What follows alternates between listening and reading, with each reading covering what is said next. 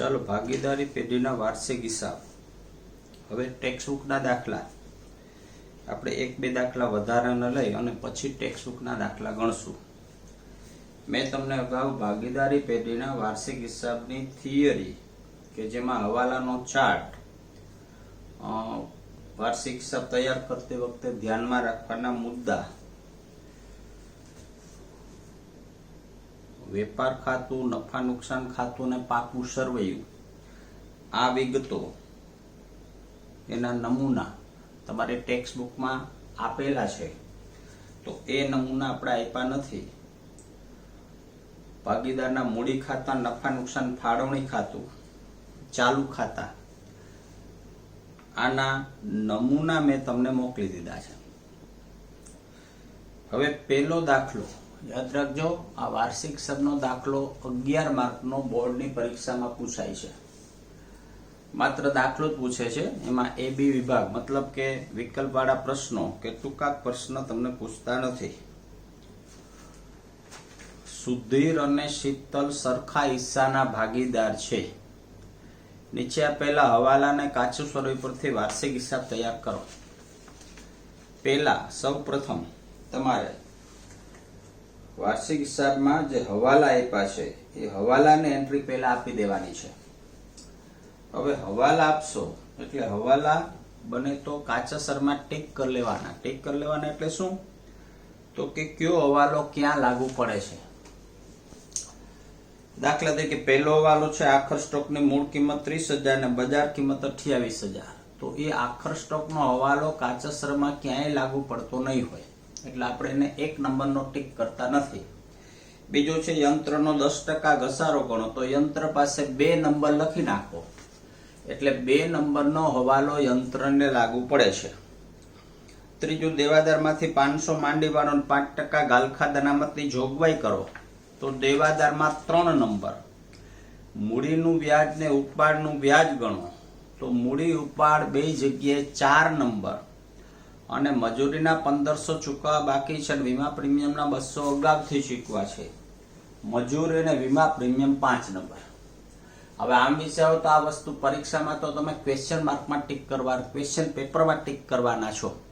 Tick કરવાનો હેતુ માત્ર એટલો જ છે કે એ એન્ટ્રી ફરી પાછી ભૂલથી તમારાથી લખાઈ ન જાય. બાકી હવાલા ટીક કરવાનો બીજો કોઈ મિનિંગ નથી. હવે પહેલો હવાલો આખર સ્ટોકની મૂળ કિંમત 30,000, બજાર કિંમત 28,000. તો આખર સ્ટોક હવાલાના ચાર્ટમાં વેપાર ખાતે જમા કરો. આ આખર સ્ટોક. હવે આખર સ્ટોકની 2 કિંમત તમને આપી છે, એક મૂળ કિંમત ને એક બજાર કિંમત. તો યાદ રાખજો 2 માંથી ઓછી કિંમત ધ્યાનમાં લેવાય. તો આખર સ્ટોક છે 28,000. હવાલાની ઓછામાં ઓછી 2 અસર. જો કાચા સરમાં આપેલી વિગતની એક જ અસર, હવાલાની 2 અસર. તો આખર સ્ટોકની પહેલી અસર વેપાર ખાતે જમા કરો. પાકા સરવૈયામાં મિલકત લેણા બાજુ દર્શાવો. આખર સ્ટોક 28,000. બીજો હવાલો યંત્રનો 10% ઘસારો ગણો. હવે યંત્ર આપણી મિલકત છે, પાકા શેરમાં મિલકત લેણા બાજુ લખો યંત્ર. તો કે કેટલું છે? 25,000. એનો 10% ઘસારો. ઘસારો યંત્રમાંથી બાદ કરી દો. હવે યંત્ર વધ્યું 22,500. હવાલાની બીજી અસર નફા નુકસાન ખાતે ઉધાર કરો. યંત્ર ઘસારો 2500 રૂપિયા. યાદ રાખજો હવાલાની 2 અસર આવવી જોઈએ. ત્રીજું દેવાદારમાંથી 500 માંડી વાળો 5% ગાલખાદ અનામત રાખો. તો દેવાદાર કાચા સરવૈયામાં મને દેવાદાર આપ્યા છે 75,500. દેવાદારમાંથી પહેલા હંમેશા ગાલખાદ બાદ થાય. તો ગાલખાદ છે 500 રૂપિયા. હવે દેવાદાર વધ્યા 75,000 માઇનસ ગાલખાદ અનામત કેટલી? તો કે 5%. 5% અનામત થશે 3750 રૂપિયા. હવાલાની બીજી અસર, હવાલામાં ક્યાંય તમે ગાલખાત કે ગાલખાત અનામત જુઓ એટલે અહીંયા તમારે ગાલખાતનું સૂત્ર લખી નાખવાનું. ગાલખાત વત્તા ગાલખાત અનામત, આ ત્રણેયનો સરવાળો, અને માઇનસ ગાલખાત અનામત. હવે આ ગાલખાત કઈ? તો કે હવાલાની. ન યાદ રહે તો શરૂઆતમાં આવું હકા યાદ રાખી લો. હ એટલે હવાલાનું, કા એટલે કાચા સરવૈયાનું. જો હવાલાની બીજી અસર આપું છું. ગાલખાત દેવાદારમાંથી બાદ કરો, નફા નુકસાન ખાતે ઉધાર બાજુ ગાલખાતના સૂત્રમાં મૂકો. પછી ગાલખાત અનામત દેવાદારમાંથી બાદ કરો, નફા નુકસાન ખાતે ઉધાર બાજુ ગાલખાતના સૂત્રમાં મૂકો. આ હવાલાની બીજી અસર. એના પછીનો હવાલો છે મૂડી પર 5% વ્યાજ ગણો, રૂપાનું 10% લેખે 6 મહિનાનું વ્યાજ ગણો. હવે મૂડી એના મૂડી ખાતામાં લખી નાખો 1/4/16. આપણા વાર્ષિક હિસાબ 31/3/16 ના છે, તો વર્ષ આપણું શરૂ થયું હશે 1/4/15. અહીંયા તમારે વર્ષની શરૂઆતની તારીખ લખવાની છે. જો 11માના વાર્ષિક હિસાબમાં આપણે 3 જ ખાતા દોરતા: વેપાર ખાતું, નફા નુકસાન ખાતું અને પાકું સરવૈયું. આ વેપાર ખાતું, નફા નુકસાન ખાતું, પાકું સરવૈયું. અહીંયા 2 ખાતા વધુ દેખાય છે. એક નફા નુકસાન ફાળવણી ખાતું, એક ભાગીદારના મૂડી ખાતા. હવે નફા નુકસાન ફાળવણી ખાતું, એમાં માત્ર ભાગીદારને લગતી એન્ટ્રી જ આવે, જેમ કે ભાગીદારનું મૂડીનું વ્યાજ, ભાગીદારનું ઉપાડનું વ્યાજ, ભાગીદારનું કમિશન, ભાગીદારનો પગાર, એને લગતી એન્ટ્રી નોંધવા માટે આ નફા નુકસાન ફાળવણી ખાતું ભાગીદારી પેઢીના વાર્ષિક હિસાબ પર તૈયાર કરવામાં આવે છે. હવે નફા નુકસાન ફાળવણી ખાતું ભાગીદારના મૂડી ખાતા હંમેશા ક્રોસ એન્ટ્રી બોલશે. આ રીતે ક્રોસ એન્ટ્રી બોલે. હવે મને કહે છે મૂડી પર 5% વ્યાજ ગણો, તો મૂડી લખી નાખો, બાકી આગળ લાવ્યા. આ બાકી આગળ લાવ્યા 50,000. મૂડી નીચે મૂડીનું વ્યાજ. હવે તમારે તારીખ મારવાની છે 31/3/16. માત્ર એકમાં જ શરૂઆતની મૂડી બતાવું છે, વર્ષની શરૂઆતની તારીખ લખવાની છે. મૂડી વ્યાજ, મૂડી નીચે મૂડીનું વ્યાજ 5% મૂડીનું વ્યાજ થયું 2500. અહીંયા લખો 2500. હવાલો છે, હવાલાની બીજી અસર. આ મૂડી વ્યાજ સુધીર અને શીતલ 2500. આગળ મજૂરી 1500 રૂપિયા. એમાં છે ઉપાડનું 10% લેખે 6 મહિનાનું વ્યાજ ગણો. તો ઉપાડ 31/3/16. ઉપાડ મને આપ્યો છે 9000 ને 6000. આ 9000 6000. ઉપાડ નીચે ઉપાડનું વ્યાજ. આ ઉપાડ વ્યાજ 10% લેખે 6 મહિનાનું વ્યાજ થશે 450 અને 300. હવાલાની બીજી અસર. ઉપાડ વ્યાજ સુધીર શીતલ 450 અને 300. આગળ મજૂરી 1500 રૂપિયા ચૂકવવી બાકી છે. કાચા શ્રમમાં મજૂરી મને આપી છે 10,000 રૂપિયા. આ મજૂરી 10,000. 10 ચૂકવાઈ ગયા છે, હજી ચૂકવવાના બાકી રહી ગયા છે. તમને હવાલાના ચાર્ટમાં એવું આપ્યું છે ખર્ચા ચૂકવવા બાકી. વેપાર ખાતે કે નફા નુકસાન ખાતે ઉધાર બાજુ જે તે ખર્ચમાં પ્લસ કરો. પાકા સરવૈયામાં મૂડી દેવા બાજુ બતાવો. ચૂકવવા બાકી મજૂરી 1500. એમાં જે હવાલો છે, વીમા પ્રીમિયમના 200 અગાઉથી ચૂકવા છે. તો વીમા પ્રીમિયમ મને આપ્યું છે 1200 રૂપિયા. આ 1200 માંથી 200 રૂપિયા અગાઉથી ચૂકવા છે, જે તમને અગાઉથી ચૂકવેલા ખર્ચા તરીકે હવાલાના ચાર્ટમાં આપેલું છે. તો અગાઉથી ચૂકવેલા ખર્ચા નફા નુકસાન ખાતે ઉધાર બાજુ જે તે ખર્ચમાંથી બાદ કરો. અને હવાલાની બીજી અસર, અગાઉથી ચૂકવેલું વીમા પ્રીમિયમ 200 રૂપિયા. હવાલા જુદા પડે એટલા માટે મેં હવાલા તમને લાલ પેનથી દર્શાવેલા છે. પરીક્ષામાં તમારે કઈ જુદા પાડવાની જરૂર નથી, પેન બદલાવાની જરૂર નથી.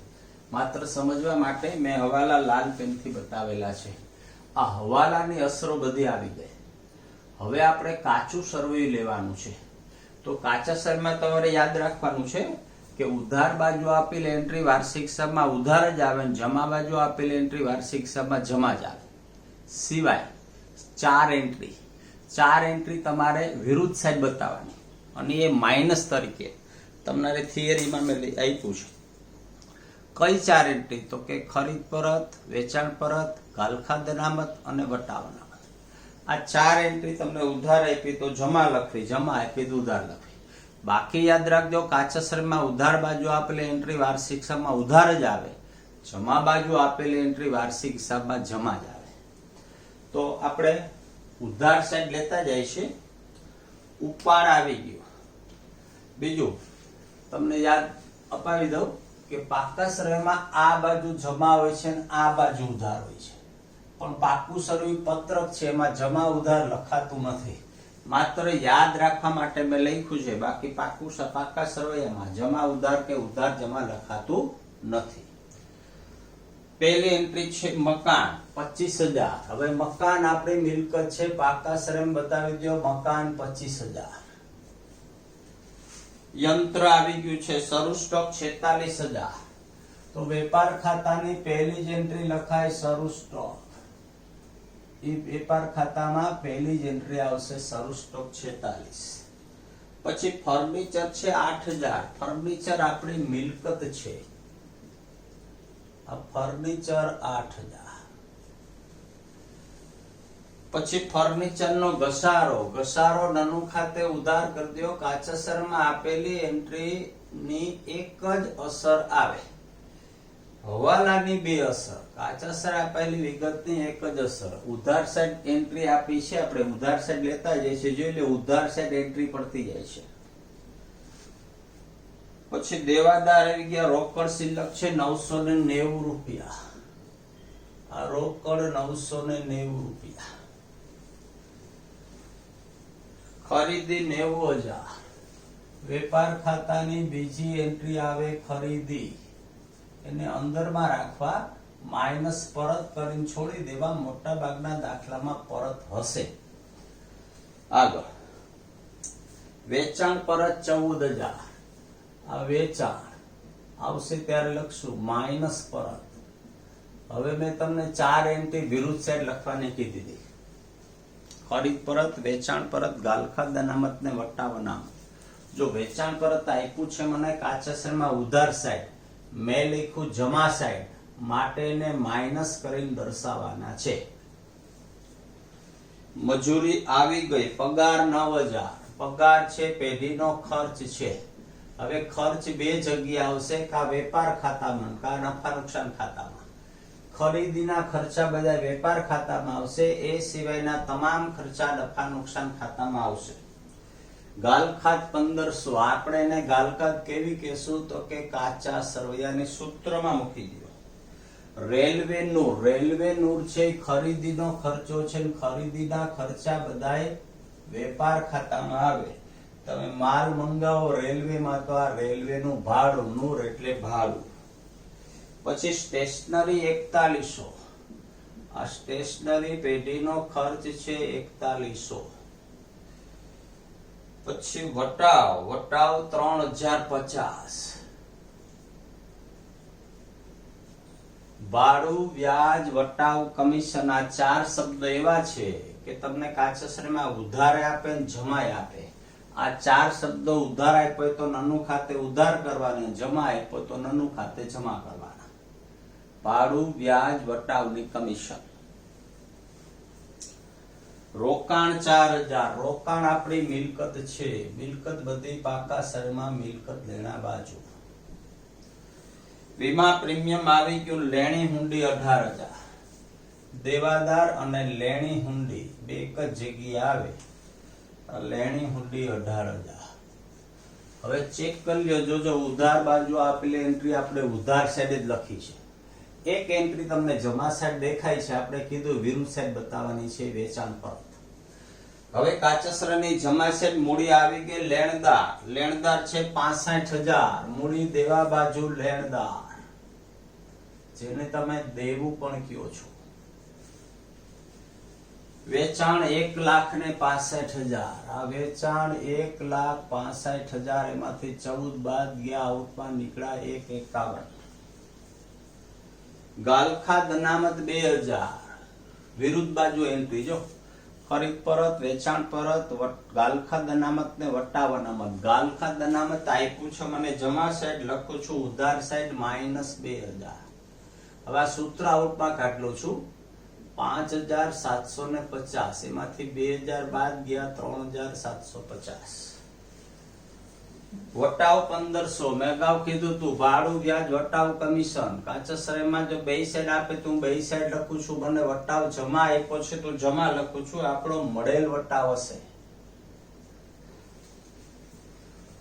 શીતલની લોન 5,000, લોન હંમેશા પાકા સરવૈયામાં આવે. આ શીતલની લોન.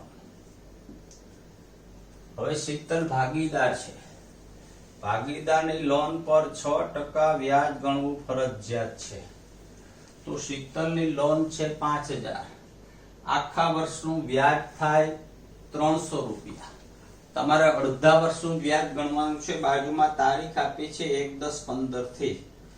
તો શીતલની લોનનું વ્યાજ આખા વર્ષના 300 રૂપિયા, 6% લેખે. અડધા વર્ષના 150 રૂપિયા. આ લોન વ્યાજ 150. હવાલાની બીજી અસર, લોનની નીચે મૂકી દો ચૂકવા બાકી લોન વ્યાજ. આ ચૂકવા બાકી લોન વ્યાજ 150 રૂપિયા.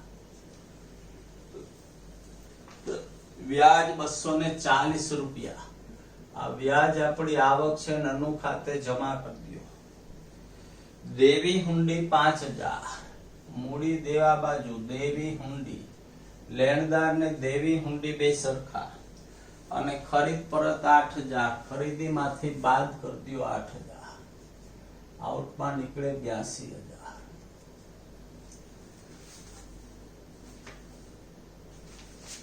ચાલો વેપાર ખાતું કરો બંધ. જે બાજુનો સરવાળો બધું બે બાજુ મૂકવાનો. આ 1,79,000, અહીંયા મૂકો 1,79,000.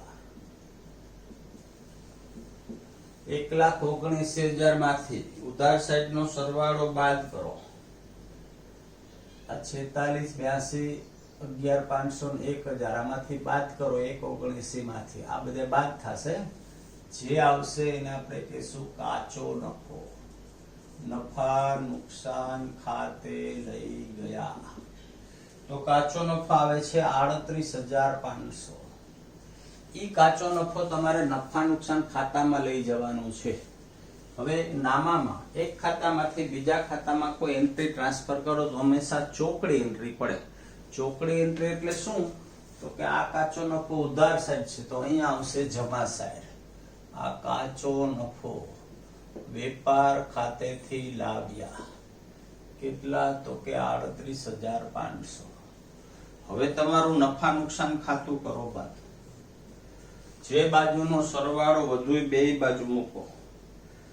40, 2, 40. આ 40,240 રૂપિયા. અહીંયા મૂકો 40,240 રૂપિયા. હવે જે નફો આવે ને કયો ચોખ્ખો નફો.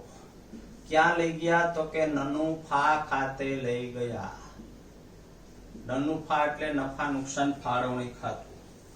16,290. આ 16,290. ઈ ચોખ્ખો નફો લઈ લ્યો નનુફામાં.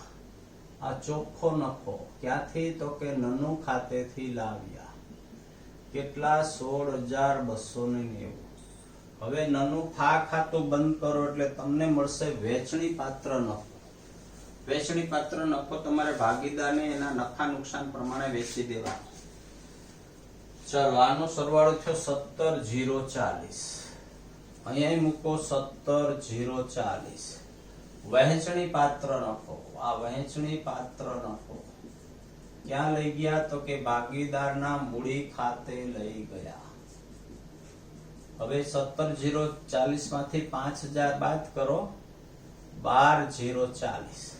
આ 12,040 તમારે સુધીર અને શીતલને એના નફા નુકસાન પ્રમાણે વેચી દેવાના છે. મને દાખલામાં એમ કીધું છે કે આ સરખા હિસ્સાના ભાગીદાર છે, તો બેયને આવશે 6,020 6,020. એ એન્ટ્રી લઈ લ્યો એના મૂડી ખાતામાં, નફા નુકસાન ફાળવણી ખાતે. આ 6,020 6,020. હવે એના મૂડી ખાતા બંધ કરો એટલે મૂડીની અંતની બાકી મળશે. ચલો મૂડી ખાતા બંધ કરીએ છીએ. 58,520 58,520. અહીંયા થશે 58,520. અહીંયા મૂકો 58,520 58,520. ડિફરન્સ કાઢો, જેને આપણે કહેશું બાકી આગળ લઈ ગયા. ચાલો પહેલાનો ડિફરન્સ આવ્યો 49,070. આ 49,070 આને આપણે કહીશું મૂડીની અંતની બાકી. આના આવ્યા 52,220 રૂપિયા. આ મૂડી લઈ લ્યો અંતની મૂડી પાકા સરવૈયામાં. તો મૂડી સુધીર શીતલ 49,070 અને 52,220 રૂપિયા. પાકા સરનો સરવાળો કરો 1,77,940 1,77,940 રૂપિયા 1,77,940. જો આખો દાખલો તમારો સાચો હશે તો તમારું પાકું સરવૈયું મળી જવું જોઈએ. હવે યાદ રાખજો પહેલો જ દાખલો છે. વાર્ષિક હિસાબ વસ્તુ એવી છે, કોઈ એક દાખલાથી તમને આવડે નહીં. એક દાખલામાં માત્ર તમને ખબર પડે, આવા જુદા જુદા દાખલો વારંવાર ગણશો એટલે તમને આવડશે. બીજું કે પરીક્ષામાં 6 હવાલા પૂછે, 2 છુપા હવાલા, ટોટલ 8 હવાલાનો દાખલો હોય છે. પહેલો દાખલો છે, આમાં કોઈ એક છુપો હવાલો હતો, શીતલની લોનનું વ્યાજ.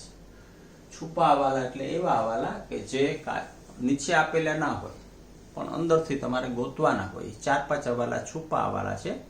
આવશે એટલે આપણે સમજાશું. એક છુપો હવાલો આવ્યો તો વાર્ષિક હિસાબના દાખલા, આ દાખલો પાકી નોટમાં ઉતારી લેજો અને જાતે ગણવાનો પ્રયત્ન કરજો. યાદ રાખજો જાતે ગણજો, ભલે ભૂલ થાય, ભૂલો તો થશે, ભૂલ થશે તો જ તમે સુધારશો તો જ શીખશો. એટલે દાખલો પેલા પાકી નોટમાં ઉતારી અને પછી જાતે દાખલો ગણવાનો પ્રયત્ન કરવાનો. જેમ જેમ તમે પ્રયત્ન કરશો એમ એમ તમને વાર્ષિક હિસાબના દાખલા ધીમે ધીમે આવડશે. જેમ તમે આમનું છે કોઈ એક પીરિયડનું કામ નથી, એમ વાર્ષિક હિસાબ છે કોઈ એક પીરિયડનું કામ નથી. એક પીરિયડમાં આપણને વાર્ષિક હિસાબ ન આવડે, પણ ક્રમશઃ ધીમે ધીમે દાખલા ગણતા જશો, વારંવાર પ્રેક્ટિસ કરશો એટલે ખાસ કરીને યાદ રાખજો ના હવાલા તમને યાદ રહેવા જોઈએ. એટલા માટે મેં તમને એવું કીધું છે કે હવાલાનો ચાર્ટ અને એક હેડિંગ આપ્યું છે કાચું સરવૈયું ને હવાલાની ગણતરી વખતે ધ્યાનમાં રાખવાના મુદ્દા. આ 2 વસ્તુ દરરોજ સવારે ઉઠી એક વખત વાંચી લેવાના છે. હું પાકા કરવાના કહેતો નથી, વાંચી લેવાના છે. તમે વાંચી લેશો અને ઓરિજિનલ હવાલો આવશે તો એની અસર તમને સમજાતી જશે. જો જ્યાં સુધી સ્કૂલ ખુલતી નથી ત્યાં સુધી આપણે વિડીયો લેક્ચર ઉપર જ આધાર રાખવો પડશે, અને વિડીયો લેક્ચર ઉપર આધાર રાખો તો તમારે થોડુંક વધારે વર્ક કરવું પડશે.